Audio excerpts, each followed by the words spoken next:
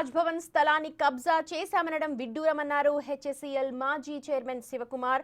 Stock exchange అంటేనే గొడవ కొట్లాట అన్నారైనా స్టేక్ హోల్డర్ల పేరుతో కొందరు కావాలనే ధర్నాలు బ్లాక్మెయిల్ చేయడానికి చూస్తున్నారని విమర్శించారు. వాళ్ల చర్యలతో ప్రాపర్టీ ఉన్న వారి మనోభావాలు దెబ్బతిన్నాయని శివకుమార్ ఆగ్రహం వ్యక్తం చేశారు. 2 షేర్లు 3 షేర్లు 10 షేర్లు 20 షేర్లు 30 షేర్లు ఇంతే కానీ ఎవరికి ఎక్కువ లేదు. ఒక పర్సన్కి ఎక్కువ ఉంది. 4000 షేర్లు, ఆయన 1000 షేర్స్ ఉన్నాయనే 3000 షేర్లు కొని 4000 షేర్లు నేను పిటిషన్ నేను విత్డ్రా అవుతా. 19 మంది మొదలు ఒరిజినల్లీ పిటిషన్ వేసిండ్రు. 19 మందిలో 9 మంది మిగిలిండ్రు, 10 మంది వెళ్ళిపోయినరు. అందరు కూడా 2 షేర్లు 3 షేర్లు ఒక్కొక్కరు 2 అకౌంట్స్ ఓపెన్ చేసి వాళ్ళ పేరు మీద షేర్లు చేసిండ్రు. అది ఐఎమ్ డ్యామ్ షూర్ 101% కేసు గెలవరు. ఎక్కడ కూడా ఏం జరగలేదు. ఇవంతా చెప్పేది అన్ని అవాస్తవాలు. These are all blunders. ఏం పని లేదు, ఏం బిజినెస్ లేదు వాళ్ళకు, ఊరికనే ఇట్లా. వాళ్ళ ఒక్కొక్కరి హిస్టరీ చూసినట్టయితే భయంకరంగా ఉంటుంది. సో దీంట్లో ఈ ప్రాసెస్లో ఇంత 70% వాళ్ళకు లేదు. ఇప్పుడు ఇంకొక 84% అయిపోతారు ఈ 1-2 మంత్స్ లోపల. రిజిస్ట్రేషన్స్ అన్నీ అయిపోతాయి. ప్రాసెస్ ఏంటంటే మొదలు ఏం చేసినాము, టోటల్ ప్రాపర్టీని ప్రతిదానికి ఇన్ని షేర్లు ఫస్ట్ ఒక వాల్యూ అరైవ్ అయినాము, బేస్ వాల్యూ.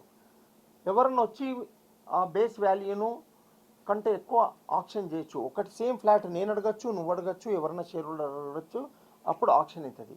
దానివల్ల టోటల్ వాల్యూ అరైవ్ అయినాము. అరైవ్ అయిన తర్వాత divided by number of shares చేసినాము. ఈచ్ షేర్ వాల్యూ వచ్చింది.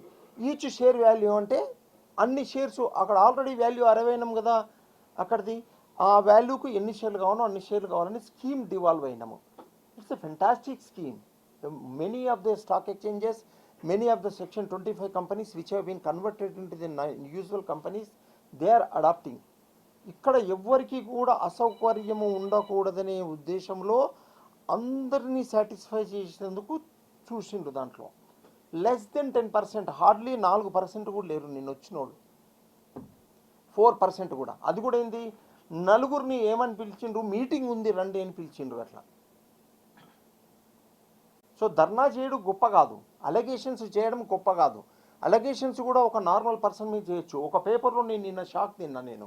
ఇప్పుడు దీని తర్వాత మనం we are all going to the back side and see the boundary wall.